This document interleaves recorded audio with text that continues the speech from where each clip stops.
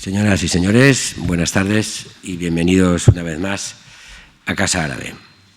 Acogemos hoy la 9ª conferencia del ciclo sobre grandes capitales del mundo islámico medieval, pasado y presente, que coorganizan Casa Árabe y la Fundación Tres Culturas del Mediterráneo, con la colaboración del grupo de investigación Ctesifonte team called Ctesifonte in the archaeological department of the Cordoba University.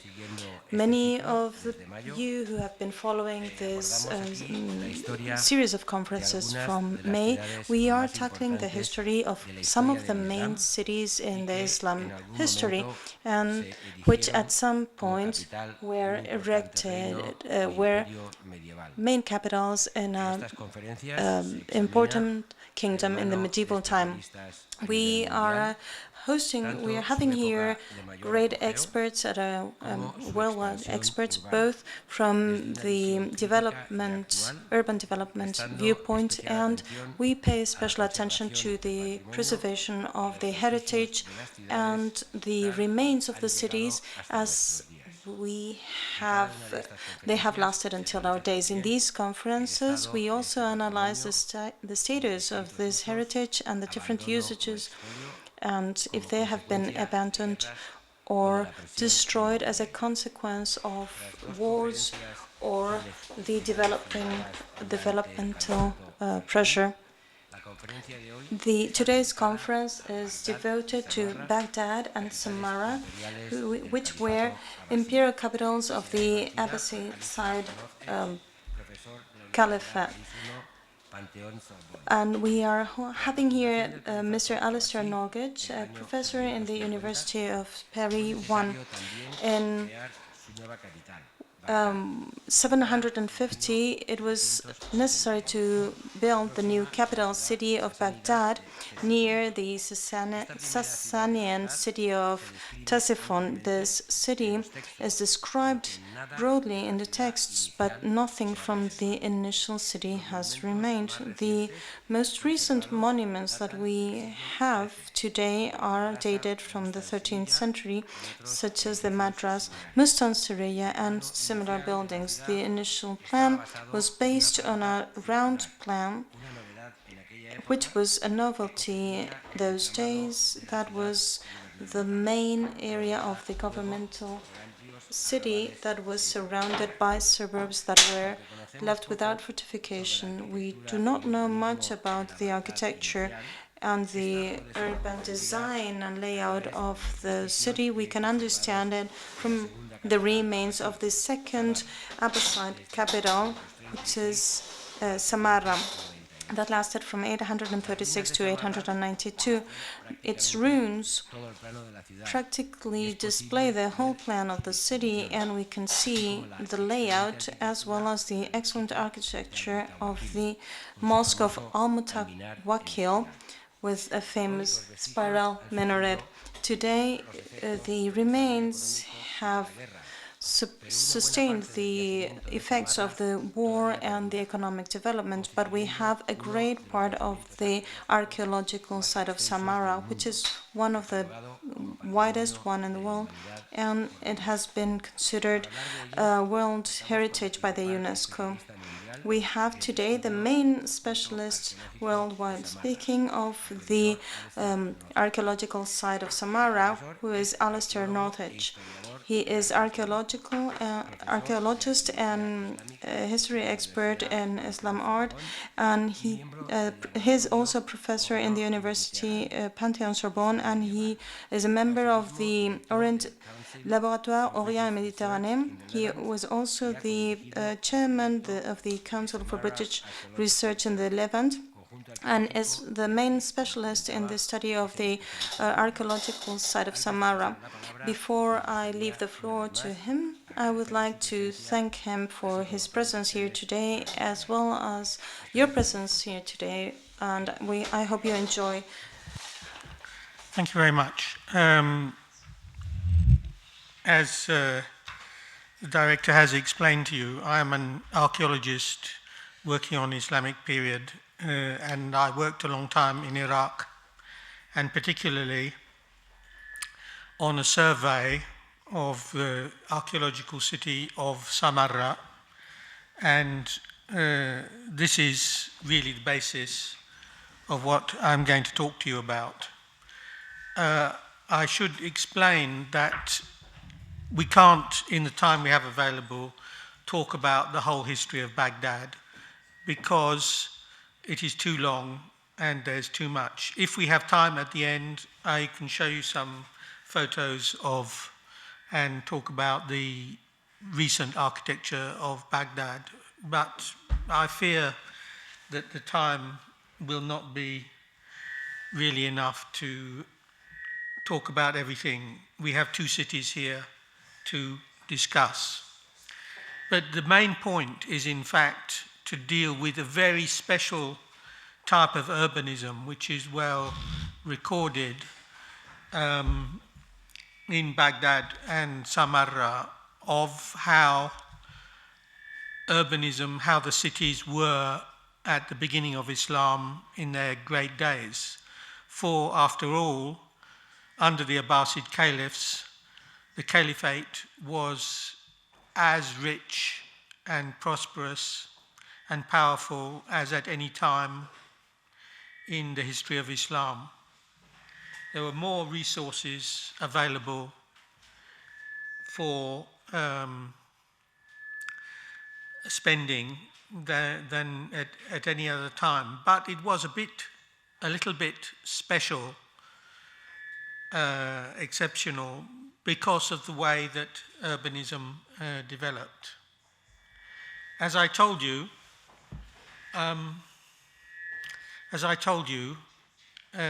we worked on making a plan of Samarra, and for about, it's now 30 years since we began, or maybe more. It was 1983. And so far there are 2 volumes come out. One called the Historical Atlas of Samarra in English, and the other, the Atlas of Samarra. I should explain, by the decision of the British Institute of Studies of Iraq, these volumes are made freely available for nothing in format PDF. And if you would like to give me after the lecture, or you can ask one of the people here later, your email address, I can send you the link how to download them if you're interested in finding out more about Samarra. Alors, obviously the Abbasid Caliphs came to power through a revolution in 750, expelling the Umayyads from Damascus. And once come to power, the Abbasid family,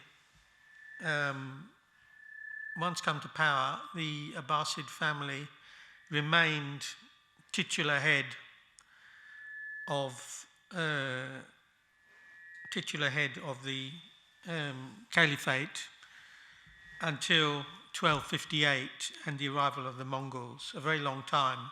Although in fact they lost real power in the 10th century, but then came back again. So we have here a case of a city, of cities in the plural, where it's at the height of Muslim power.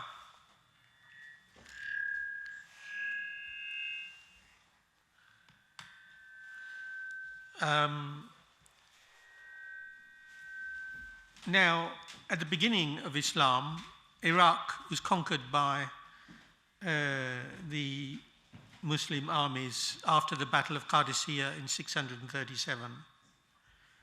And one of the first things they did was to settle the army in Iraq at Kufa and Basra, which the first Islamic cities were called Masr.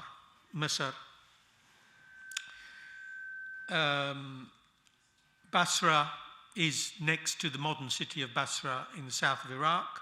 Kufa is next to Najaf and not far from Babylon.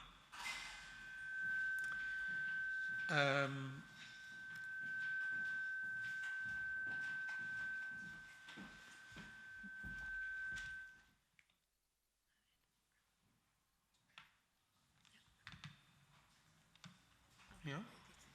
Okay. If you need to listen to this one, just put the volume up. Yes, okay, thank you.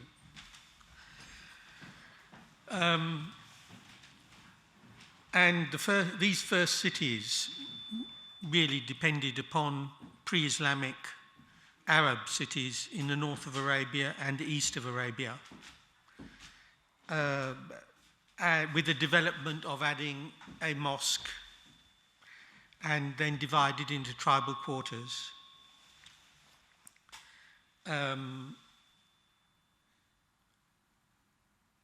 Kufa was built here with a reconstruction from the texts, with a mosque and a palace in the middle. Yes, it's better to take it away, I think. With a mosque and palace in the middle, and quarters for the tribes located around it. And this idea of dividing the quarters by ethnic origin continued to be done for a very long time. But there was no wall to the city and no defined limit. And this was typical of the time also, that fortifications were not important. When the Abbasids came to power in 750, the first significant caliph was Al-Mansur, Abu Ja'far al-Mansur. And first he lived in Kufa, and then he decided to found a new capital, which he called the City of Peace, Medinat al-Salam in Arabic, which was, this foundation started in 762 after planning from 758. And as it happens, it was located close to the old Sassanian and Greek capital at Ctesifonte and Seleucia on the Tigris. It's essentially the same area, 30 kilometers away. The same benefits of access to trade, to agriculture, and all the rest of it. Unfortunately, this early city of Baghdad is today more or less entirely lost. The earliest architecture which survives dates to the 13th century. If we have some time at the end, we will come back to that. But it was a city located on both sides of the Tigris. You can see in the upper picture the Tigris as it was in 2006. Now the Tigris is very much reduced because the Turks have been building dams, 4 dams on the Tigris, and really not that much water passes down the Tigris today. You see at the bottom on the left side a photograph from the 1920s of something that was very classic about Baghdad. That is, the bridges were all built of boats, because in the spring there's a flood when all the snow in eastern Turkey melts, floods down the Tigris and floods the city of Baghdad. It's a major reason why not very much is left of old Baghdad, and the reason that they have these bridges of boats, because they can be taken aside and tied to the bank when the floods come, and so you don't lose it. If they had left a brick bridge in place, it would be destroyed by the floods.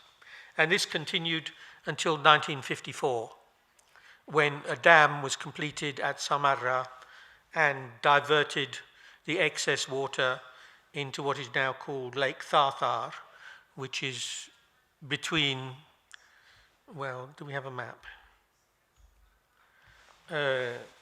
Samarra, Baghdad is here, Samarra is here, and Lake Tharthar, where they diverted the water, is here.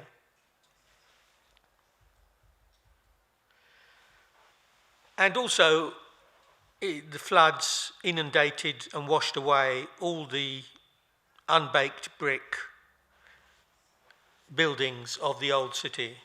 Very sad, but that Mesopotamian architecture was frequently made of unfired, sun-dried bricks. So when the Caliph came to build his city, we have here a schema derived from the texts. The first point was to build what was called the round city, Al-Madina al-Mudawwara, or the city of Abu Ja'far, which was a fortified city, and I will show you the reconstructions. Surrounded by unfortified suburbs, with the markets in Al-Kahf to the south, here, all to the west of the Tigris, with 3 bridges of boats over the Tigris, and later on they moved over the other side to the east. But in the beginning, they stayed on the west.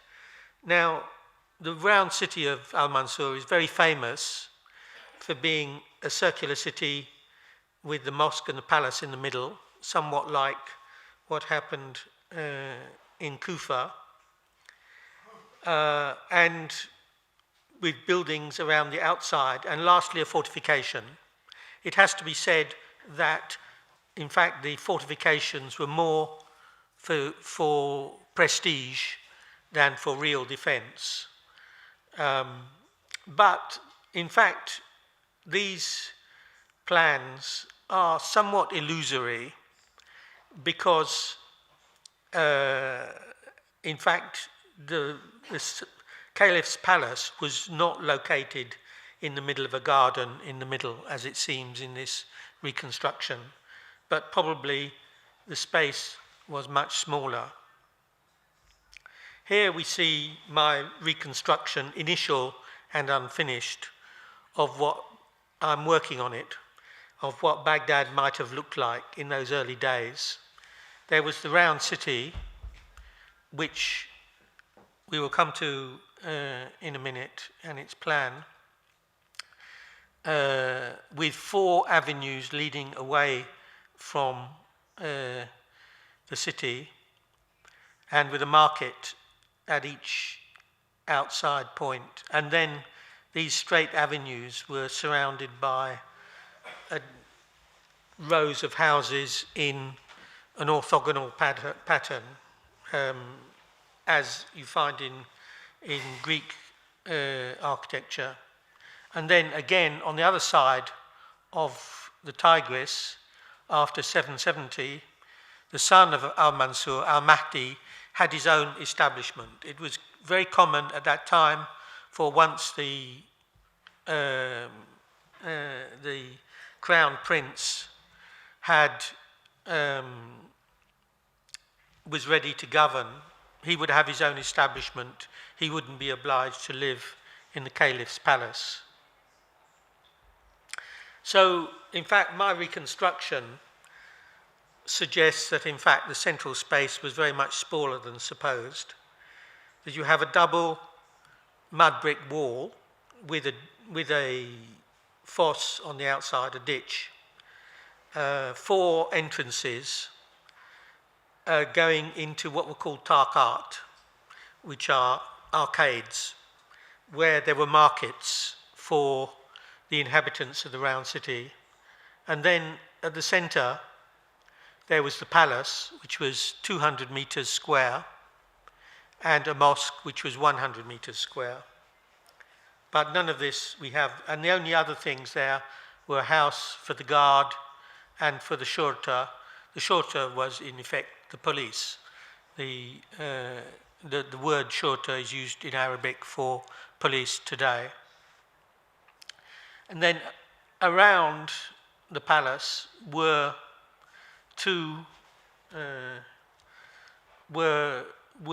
rings. In the inner ring, all of this is described by an author of the 9th century, a geographer called Ayaqubi. And he wrote a description of Baghdad and one of Samarra as well, having lived in both cities, and we have the originals. And he describes who lived in this city. And he says in the inner ring were the residences of the younger children of Al-Mansur. By that he means not the oldest son. His slaves who are close to him in his service, the treasury, the arsenal, the registry of correspondence. They use diwan for registry, or effectively ministry.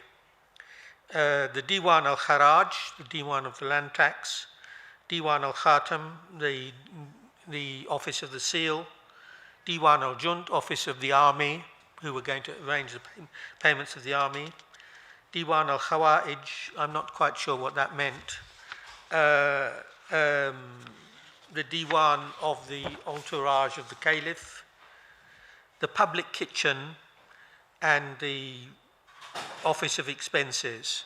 The public kitchen seems to be like what may have happened in Turkey, in Istanbul, where a certain number of people were fed, had a right to be fed at the expense of the caliph. There was a list. People on the list could go and eat at the expense of the caliph every day. And this seems to be a principle. Outside that, there were 45 radial streets, which were known by the names of his army officers and his servants. And this mawali, that means clients, but probably means servants in this context. There was also the great prison, the Al-Matbak, where they threw people into the prison, and maybe they came out, maybe they didn't. Who knows?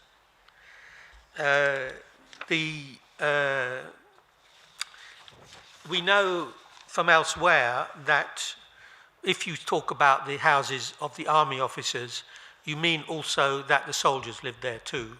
The earliest Abbasid army was composed of Arab tribes from eastern Iran, Al-Khurasaniya.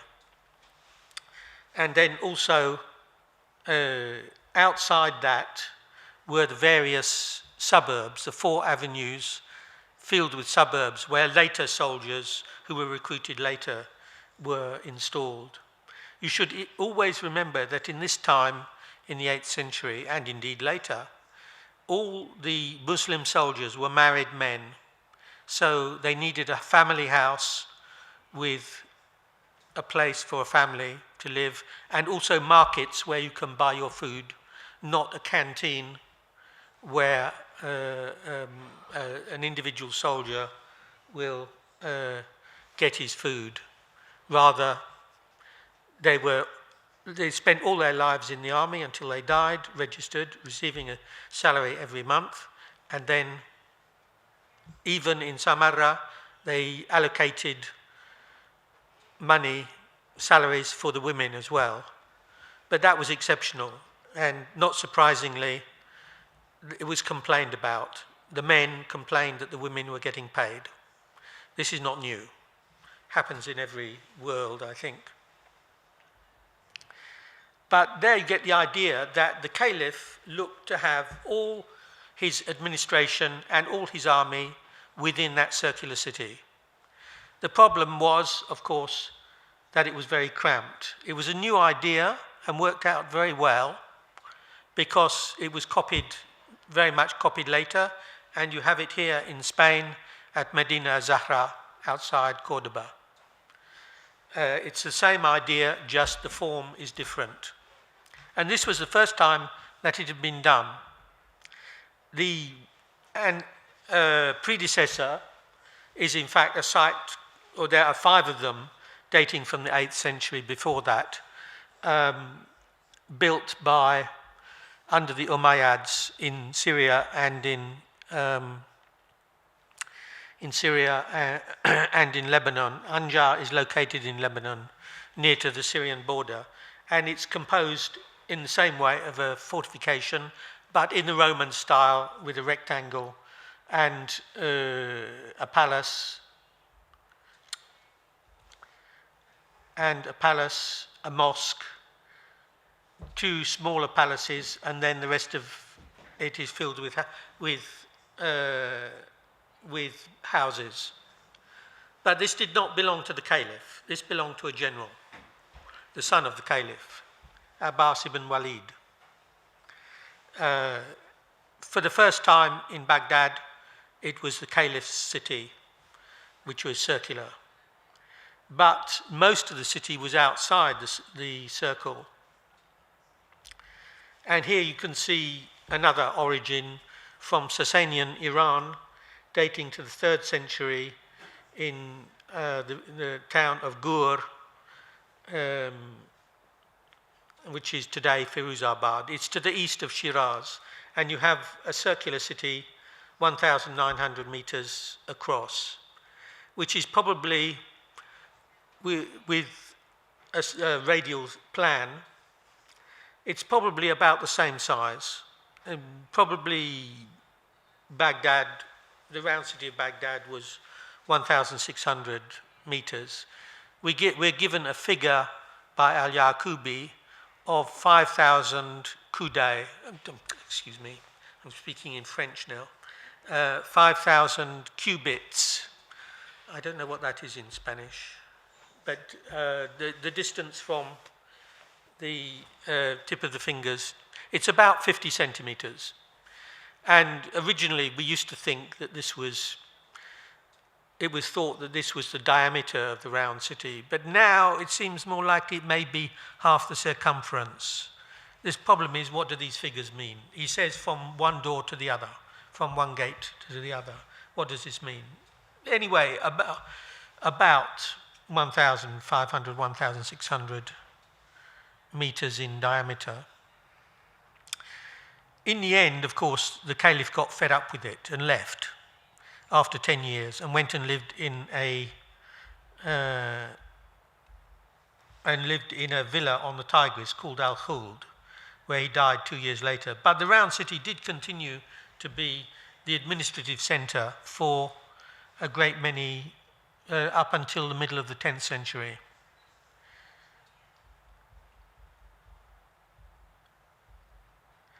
We don't have much of an idea about the architecture of the time of Al-Mansur.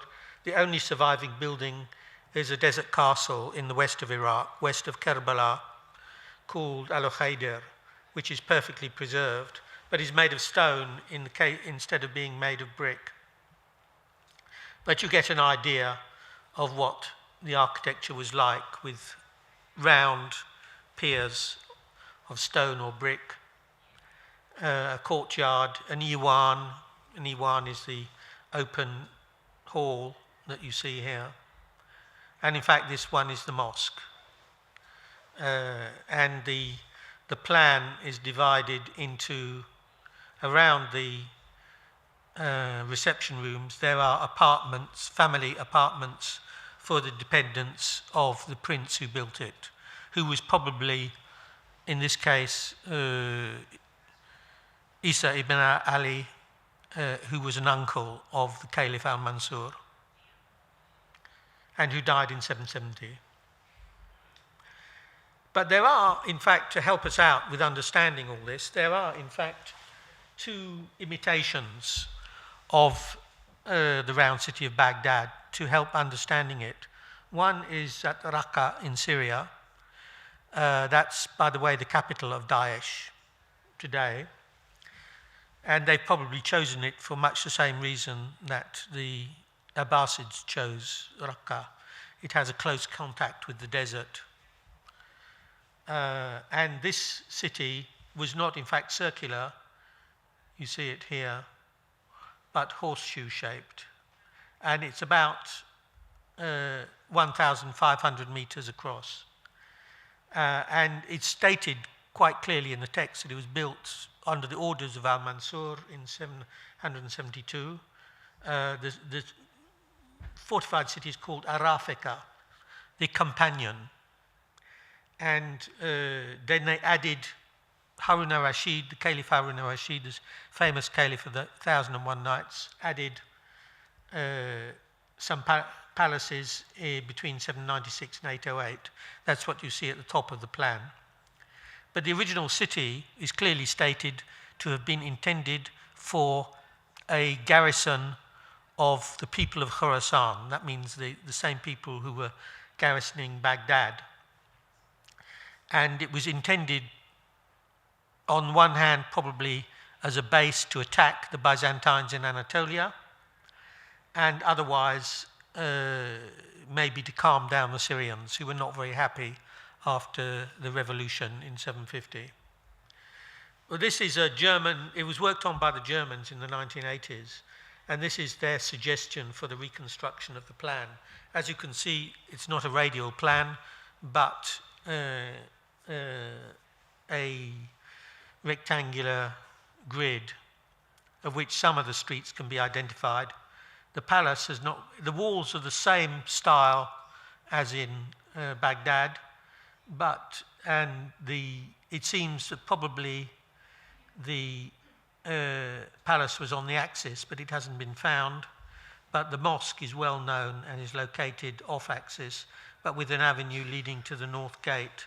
You can see it in this old air photograph, the way that the thing was organized. There's no space, free space in the middle. It's just the buildings are coming up virtually to the mosque. But you can see an avenue coming down from, when we get there, an avenue coming down from the north gate to the mosque. The palace would have been there. And then that was 1924, here's 1930, and it's the same thing. And you can even see some of the streets. And between the sides, it's 1,500 meters. And this was intended as a military garrison which lasted until the middle of the 860s, about a century. But then Raqqa continued as a city. Obviously, it was a major place for making pottery, and in the 13th century, and obviously today it is the capital of a governorate, and also capital of Daesh, which perhaps it will cease to be soon, I don't know. Here we see the walls, the brick walls made of mud brick, and a tower, half-round tower. The wall here in plan, the gate, north gate, excavated by the Germans. They didn't find much of the outer wall, and then the fosse or ditch, khandak in Arabic, was located there. Here's the mosque, made of fired brick. And that also has had the attentions of Daesh. There's a mausoleum here which was blown up recently. But another model of the round city can be seen at the unfinished palace of Herakla, which was located just 6 kilometers to the west of Raqqa, which was built in 808. I'm sorry, some of these titles are in French. I forgot to change them. But I'm sure you read French as well. Here was a palace with a circular outside, like the round city, but it's only a palace without any city.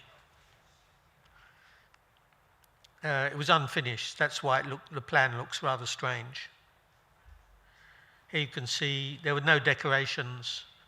They were just geometrically planned gates on the outside. This one's hexagonal. The other major city which imitates the round city was built near to just to the south of Samarra, and this is called in general the Octagon of Cardassia.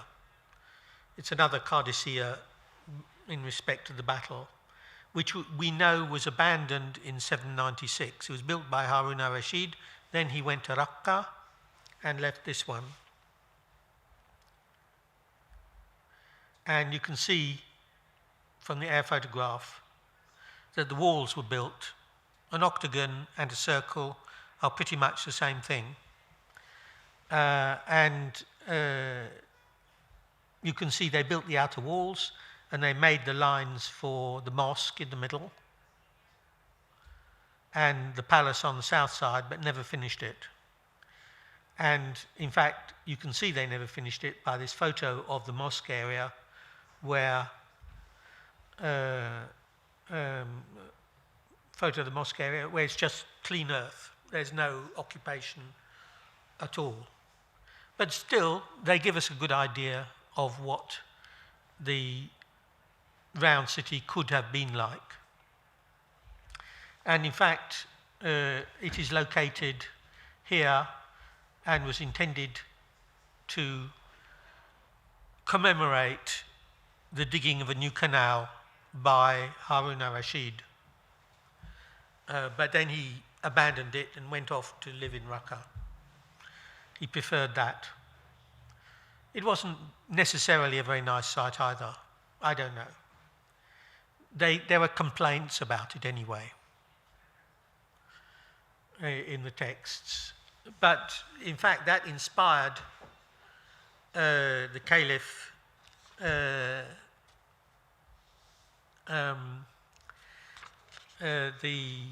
Al-Mu'tasim, who was the son of Harun al-Rashid.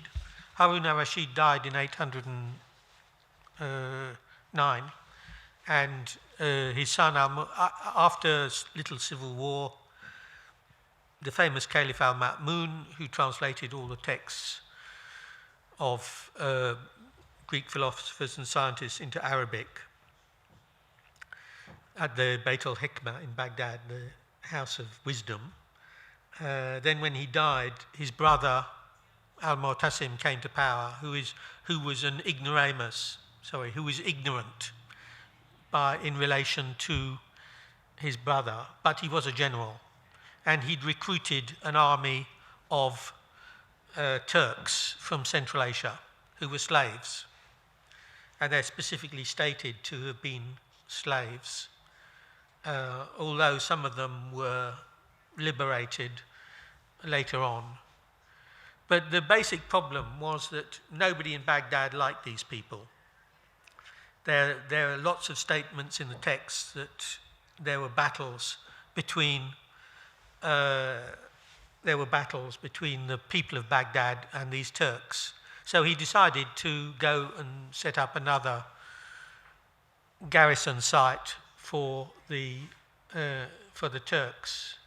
And after a long search, in 836, he settled at Samarra, which turns out to have been a hunting site. It was good for hunting.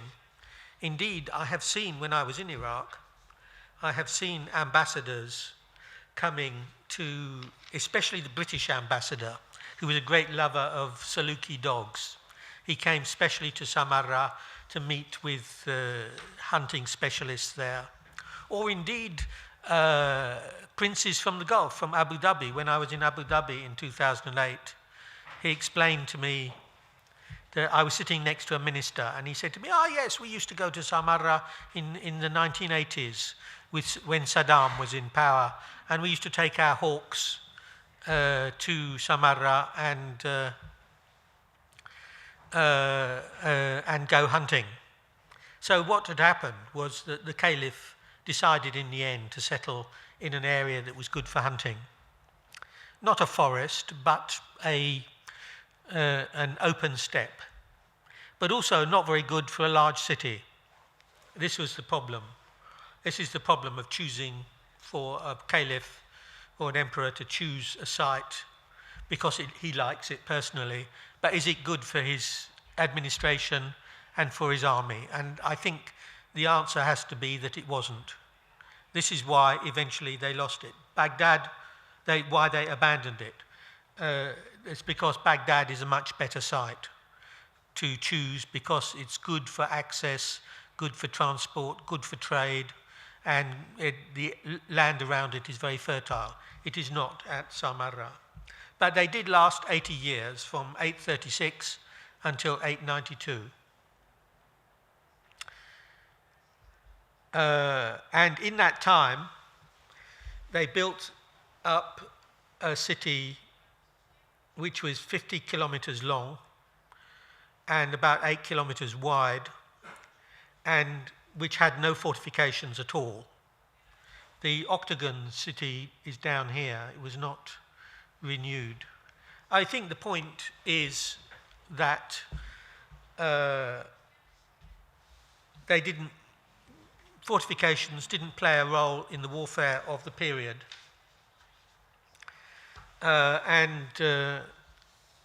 So they didn't need it. Much better not to be cramped within the walls, but to spread out. And they used the model of the suburbs of Baghdad to lay out the city. But at the end of the 9th century, it was clear that this was a mistake. You can't do without fortifications in medieval times. And in fact, all future cities did in fact have fortifications. But in Samarra they didn't, and that was another reason for weakness. Now, in fact, we have a description, textual description of the city of Samarra by Al-Yaqubi, which runs 12 pages, and you can identify where the different ethnic units were located, and you have a complete, roughly complete, approximately complete account of where the army came from and where they were settled. Not in any detail, of course, but quite interesting. I mean, the Turks were located up here at Al-Kahf, a long way from the Caliph. I failed to explain to you that a lot of the point here was that the Iraqis in Baghdad didn't like the Turks and attacked them, so he went elsewhere. Why did they not like them? Well, you know, we are 200 years after the beginning of Islam, and these Turks were not very good Muslims, let us put it that way. One of the generals, Ashnas, is reported to have said, "I've heard of the Prophet Muhammad, but that's all I know about Islam." So you can imagine what the average taxpayer in Baghdad, or indeed in the whole of Iraq, was thinking. Why are we paying for these people who don't believe in our religion? Because the army was the major part of the budget of the state. And there was a lot of resentment, and it was better to go away. But they weren't the whole army, because we also hear from this account that there were Iranians who were located in the south, people from Fargana, probably, I don't know whether you know it, it's in Uzbekistan. So it's the valley which runs to the east of Tashkent and Samarkand, which ends up in the mountains. There's also some Khazar from the Caucasus, north of the Caucasus. And even later on, there were even some Arabs. This was the whole point about that period, was that just before the building of Samarra, all the Arabs were thrown out of the army, which means that they had been for centuries receiving salaries as members of the army, and now they weren't. So they were quite unhappy, and this is one of the reasons of the decline of the Abbasid Caliphate, was that the Arab tribes in Iraq, Syria, and the Arabian Peninsula rebelled against the Caliphate. Quite an important point. And instead, the Abbasid caliphs, although Arabs, depended more and more on Iranians and Turks. Alors, the type of city which was built is best witnessed by this secondary new city called Al-Mutawakkiliyya, which is built by the Caliph Al-Mutawakkil, not very surprisingly, between 859 and 861. And it was occupied for 2 years, and then the Caliph was assassinated, and 10 days later they left it. And the remains have survived up till today with these just as they were left. Okay, now, what with the difficulties, economic difficulties in Iraq, they're beginning to cultivate over the land, but it's not good land anyway. And the plan, as you can see, is a central avenue, like in the suburbs in Baghdad, with the main mosque, Abu Dulaf, here, and the palace of the Caliph here at the end, which in this case was called Al-Ja'fari. It was one of 4 caliphal palaces in Samarra, and the whole area is 1,100 hectares. It's very big. I mean, it gives you an idea how they were constructing. The palace of the Caliph covers 200 hectares. It's the size of an ancient city. And then a central avenue with the houses of the notables on the main street, 80 meters wide. The mosque here, which was similar to the mosque of the spiral minaret that we will see. And then behind the houses of the notables, there are small houses for their dependents and followers. It was a culture which was very much personal dependence. You had a chief and you depended on him and he kept you. It was very medieval in a European sense. And also to the east here we see what is called the first examples of a type of mosque which you see rarely today, but it's called Musalla, which is the mosque used for the prayer of the holidays of Eid al-Fitr at the end of Ramadan, and the holiday on the day of the pilgrimage at Mecca, Eid al-Kabir, Eid al-Adha, the feast of sacrifice. And in this case, if you remember, the Prophet Muhammad had the habit of going out of the city for the prayers, and most medieval cities had these musalla, but they're rarely found today because the cities have grown and they've been built over. But we have 6 in Samarra, 500 by 360 meters. Here's the mosque of Abu Dulaf with its little spiral minaret. It was only used apparently for 2 years or maybe a bit more. The little spiral minaret has been heavily rebuilt, but there's a large outer enclosure and arcades in the prayer hall. There we are, there's the plan, and then a building behind the mihrab here, perhaps for the imam, perhaps for the caliph to rest after the prayers.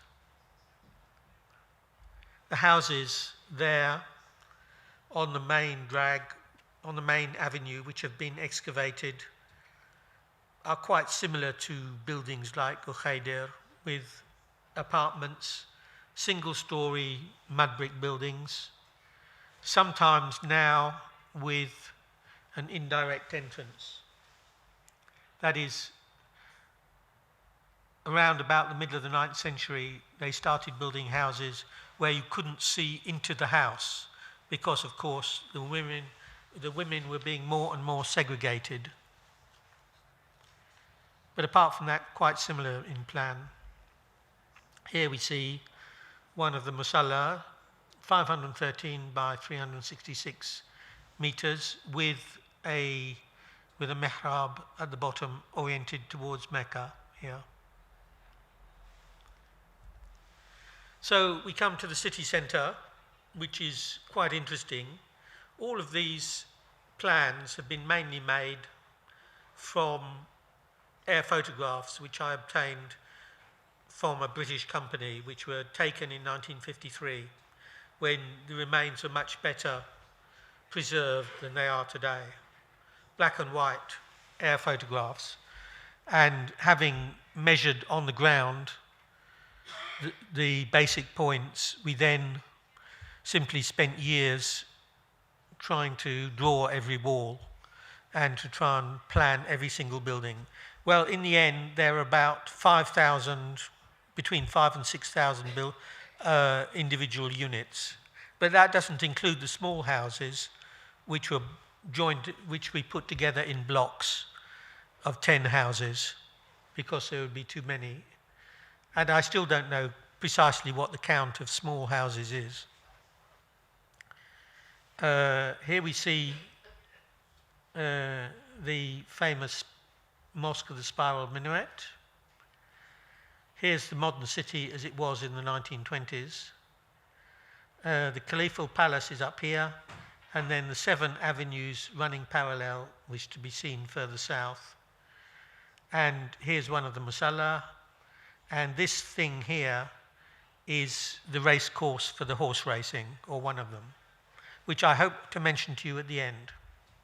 Here we see the image of what it looked like, and it was possible then even to drive up in the 1980s, still it was possible to drive up the avenue. Here it is. Here's a view of one of the avenues. It's in fact the Avenue of the Gulf, Shari al-Khalij, in 1983. And you can see the bumps from the mud houses and the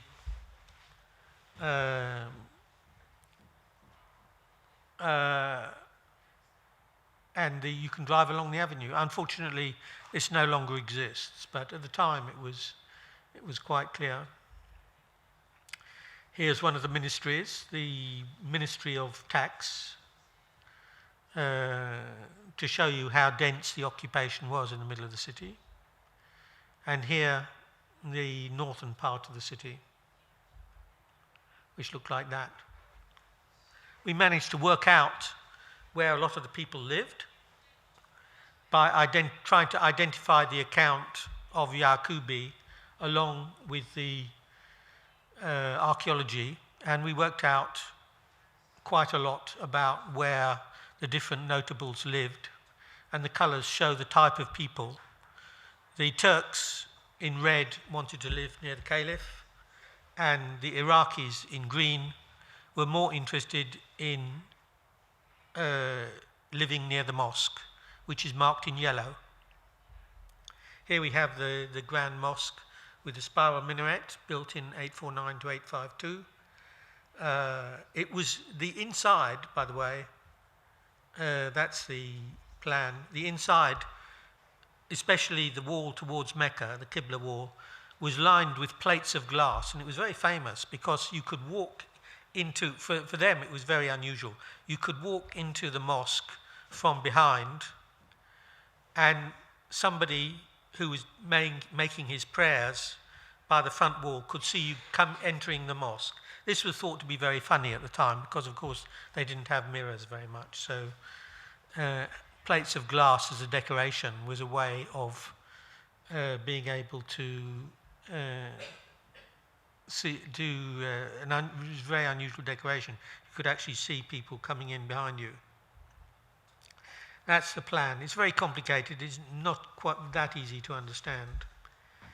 But the architecture of the period, you get the Palace of Bal Kawara, which is very well known, which was intended for an army to counteract the Turks, built in 854.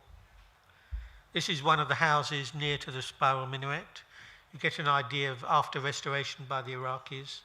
There are decorations of stucco panels.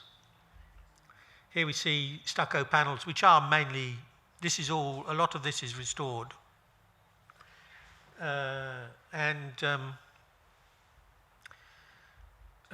This is an original stucco panel. This is the style of the vine leaf.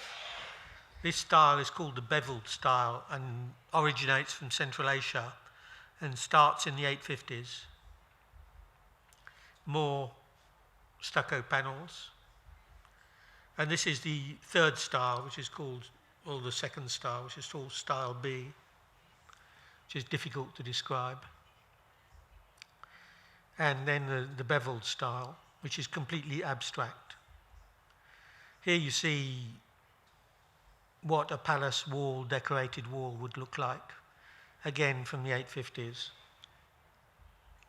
And the only figural decoration was a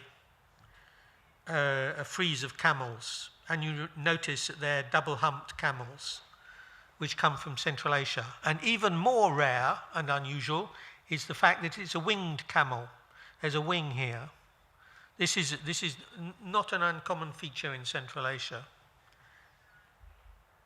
There are also some paintings in the palace, but this is a period which is increasingly Islamist and anti-image.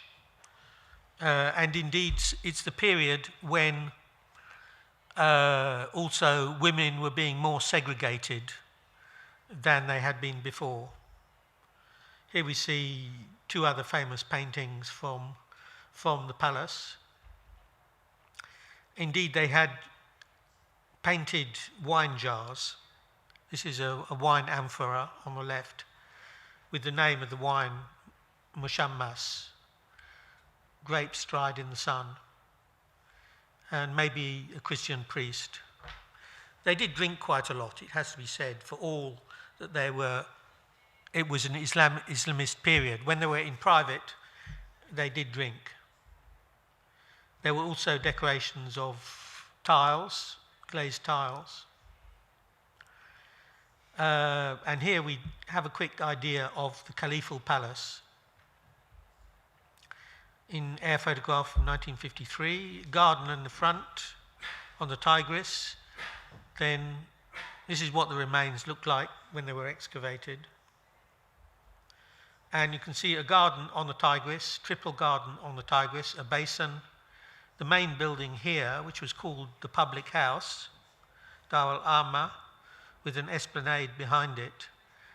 And then to the north, the family area, which is called Al-Josak.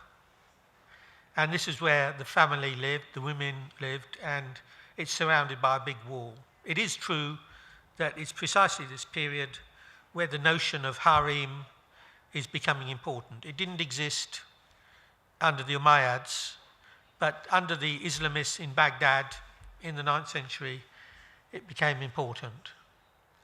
There's a basin, circular basin here, and then at the east end, you have a polo ground.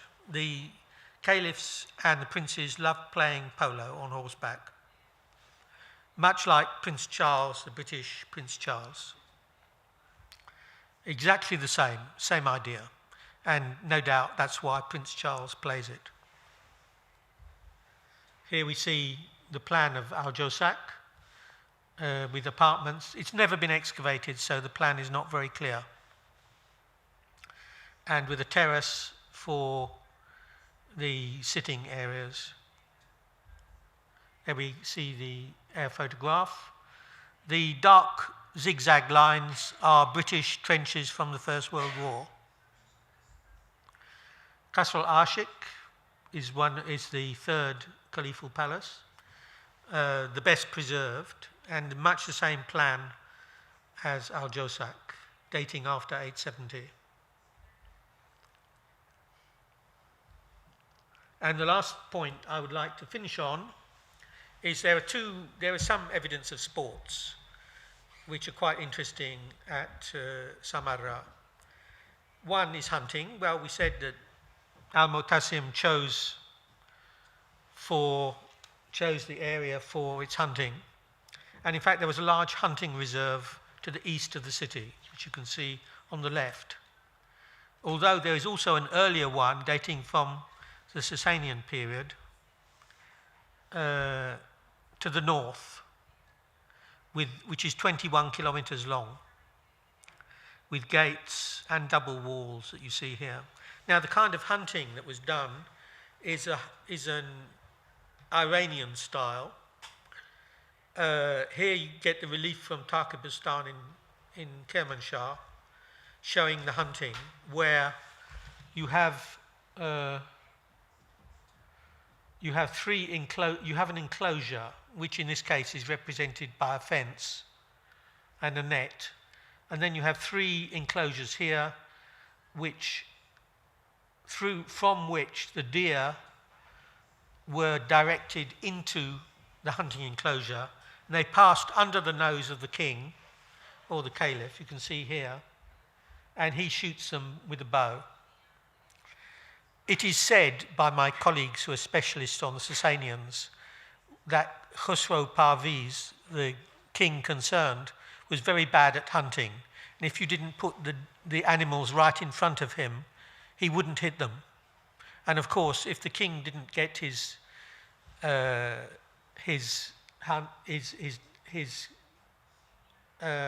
targets, then there's a big problem. In addition, which is another feature which is absolutely marvelous of this place, there is a wooden platform with a band of musicians on it, so that in fact the caliph went hunting to the sound of music. I mean, it's exactly the same as taking your iPod or your telephone to listen to the music while you're doing whatever you're doing. But of course, they didn't have the technology in those days, so they actually had to import. To import musicians and hope they weren't too far away for him to be able to hear. Here we can see one hunting enclosure in the south called Al-Musharrahat, which is 9 by 15 kilometers.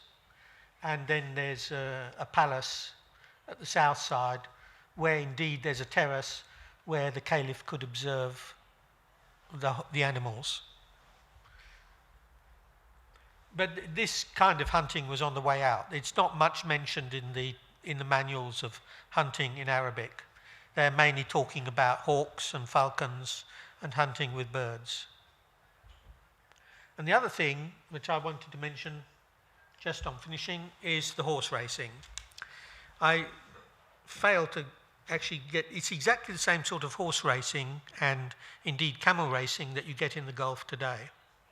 It was invented according to the traditions at the time of the Prophet in Medina, but the main archaeological evidence is from Samarra, which is quite a late period, where it seems to be that there were 10 horses in the race, and they normally ran over 6 miles, that is 10 kilometers.